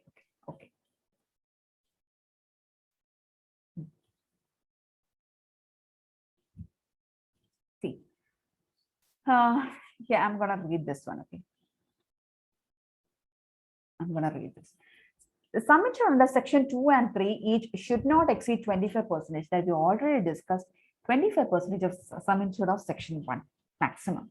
And the condition of average would be applicable to Section 2 and 3 only after taking value of the risk into consideration under 1, 2, and 3. Usually we used to say that condition of average is applicable only to Section 1 and 4. That is there.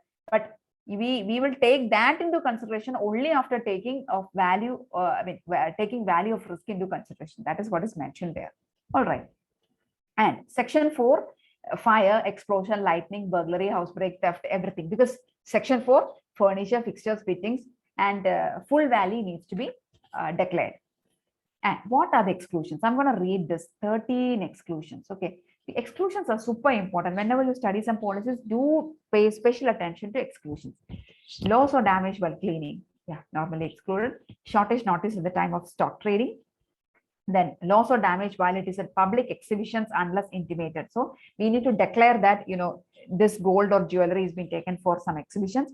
Property worn or used by insured's wives or relatives. Okay. Bima jewelry is, that owner's wife is coming and, wearing that jewelry, taking it somewhere else. Something happened and coming to insurance company crying that, I lost my jewelry. Will that be covered? No. You cannot take that or use by somebody who is directly related with that insurance, owner. Okay. Then theft or disappearance from unattended vehicles, depreciation, wear and tear, then any fragile articles unless loss arises from some accident, theft or dishonesty of insured's family members, loss following use of keys to the safe or duplicate without any attack, any consequential loss, ionizing radiations and nuclear weapons, then loss from war and allied perils. Oh, see, flood, storm, and other convulsions of nature. They are all exclusions. That's most important. And also loss or damage to property kept in window display at night. It should be a common practice for any jewelry that they must take their jewelry from their window display and keep it in the safe after their business hours. Okay. And good feature discount, special one for section 1, if inbuilt some kind of, strong room, CCTV, 24 hours armed guards, it should be functional, then some discounts will be provided. Then 10% discount is granted if above condition is met. You should having more than one of the above devices or measures. A maximum discount of 15% is given on section 1. Then this discount should be given only on that portion of the premium likewise. Okay. Then no claim discount. See, warranty is there. Warranties are there. Oh my God, I cannot do anything.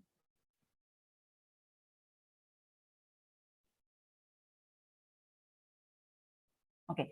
Warranty is there. No claim discount is there. Everything is there. Okay. Just go through this and just 2 pieces of paper, just take a print out and go through it. You will study that jeweler's block insurance policy. Okay. So I feel so tired and I cannot speak more. Now it's 9 o'clock. Anyway, I have got so many PPTs with me, like Mediclaim is there, then overseas personal accident, so many PPTs are there with me, and I can share this to the whatever groups that you may be connected, because we all know that we cannot finish the entire miscellaneous text within this 2 hours. Okay. Oh. Any comments from the participants? Hello? Madam, can you share the material to my WhatsApp number? Definitely. I'll because see, we must be truly thankful to union members, because they have taken great initiatives to conduct a class like this. But practically it's not possible to complete all these things within this time. Okay. So I'll definitely give this PPT to Nfgie members. See, I've made a sincere attempt to, this is all about personal accident. Okay. Compare all these, the flight insurance policy, JPA policy, group JPA policy, RAK policy, ASY policy, everything is mentioned there. Okay. You simply just go through this when you get time, just go through this. Okay. So you will understand at least important points, comparisons and everything is there. Okay. So I'm not telling that, you will get entire picture of miscellaneous insurance policy. There are other segments which are not covered under this thing, but it's just a humble attempt by me to go through main important things. Other than this thing, you need to go through so many things like cricket insurance and sports insurance. So many things are there which is not basically covered under this thing. Okay, within this short period of time, I couldn't get time to go through the entire stuff. Okay, I'll definitely will tell our union members to share the PPT with you guys. Okay. So can we stop this, because I cannot breathe properly. Okay. After taking the session. Okay. Oh, I'm struggling. Okay. Thank you so much. In fact, I had escalated to Mr. Rajesh Bhaskar that it is a miscellaneous is a very wider area and it involves many products. So yeah, thank you so much. Thank you so much for your energy. It is more than 2 hours. Okay. Your presentation is excellent. Oh, thank you. Thank you so much. So thanks, Suchi. And I definitely wish all of you. I have a few tips for you. Okay, first and foremost, okay, can I take your just 1 minute or 2 minutes? Okay, can someone mute? Okay, just a few things for you. Yeah. First and foremost, please pay patience to read the entire things, but at the same time, don't there should be a time limit. You personally set a time limit by yourself. Like, I am gonna spend this much time for one question. Just read it once, again read it. If you didn't get that answer, if you didn't get that concept, just simply leave it and go to the next one. Okay, so I have I have seen so many seniors struggling to complete that or understand that questions and taking too much of time, and finally they started getting disappointed. Oh my god, this is not my cup of tea. So never do that. Whatever simple questions are there, try to attempt all those questions and develop that confidence. Okay, I can do it. If there are big questions, okay, let it be there. Just go through that once and understand. Do not concentrate too much on n number of subjects, like 4 or 5 or 6 subjects. No, whatever things that you have, concentrate on that and try to make understand things, imagine things, try to connect things and study well. Okay, in this way you can easily approach all those questions.